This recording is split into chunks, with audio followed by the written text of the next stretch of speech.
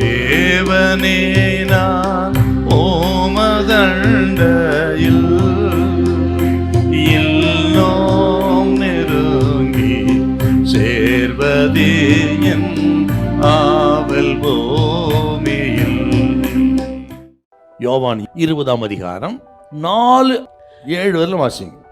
பேதுருவை பார்க்கிலும் மற்ற சீஷன் துரிதமாய் ஓடி முந்தி கல்லறையின் இடத்தில் வந்து அதற்குள்ளே குனிந்து பார்த்து சீலைகள் கிடக்கிறதை கண்டான். ஆனாலும் அவன் உள்ளே போகவில்லை. சீமோன் பேதுரு அவனுக்கு பின்னே வந்து கல்லறைக்குள்ளே பிரவேசித்து சீலைகள் கிடைக்கிறதையும் அவருடைய தலையில் சுற்றியிருந்த சீலை மற்ற சீலைகளுடனே வைத்திராமல் தனியே ஒரு இடத்திலே சுருட்டி வைத்திருக்கிறதையும் கண்டான். முந்திரி கல்லறையின் இடத்திற்கு வந்த மற்ற சீஷனும் அப்பொழுது உள்ளே பிரவேசித்து கண்டு விசுவாசித்தான். அப்போ இந்த சீலைகளை பார்த்து அவர்கள் விசுவாசித்தார்கள். இயேசு உயிர்த்தெழுந்தார்.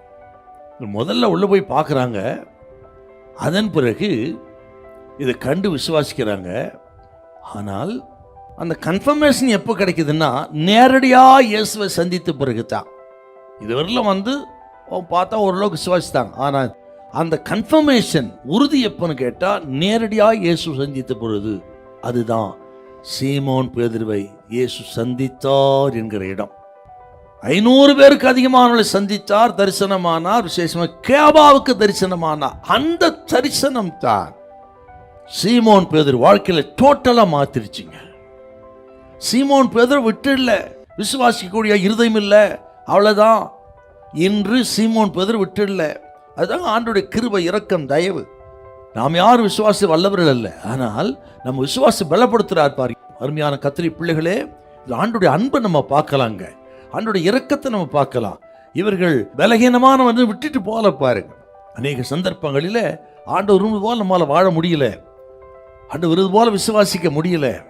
ஆகவே இவர் உதவ மாட்டார்கள், இவர்கள் முன்னேற மாட்டார்கள், வளர மாட்டாங்க, விடுறதில்லை. ஆண்டவர் எப்படியாக விசுவாசத்தை பலப்படுத்தி அவர்களை ஆசீர்வதித்து உயர்த்துவதிலே கர்த்தருக்குரியா இருக்கிறார்னா, இயேசு கிறிஸ்துவின் அன்பு, இரக்கம், தயவு ஆச்சரியமாயிருக்கிறதை இங்க நம்ம பார்க்கிறோம். கர்த்தர் சொல்றார், நாம் உண்மை இல்லாதவர்களா இருந்தாலும் அவரோ உண்மையுள்ளவரா இருக்கிறார். உங்களை பலப்படுத்தி பலகீனத்தில் அவரது பலனை பூரணமாய் விளங்க பண்ணி தூக்கி எடுத்து கரை சேர்க்கிற தெய்வம் நமது ஆண்டவர் இயேசு. தளர்ந்து போனவர்கள், சோர்ந்து போனவர்கள் மறுபடி ஆண்டவர் நம்புங்க. கர்த்தர் உங்களை தூக்கி எடுப்பார்.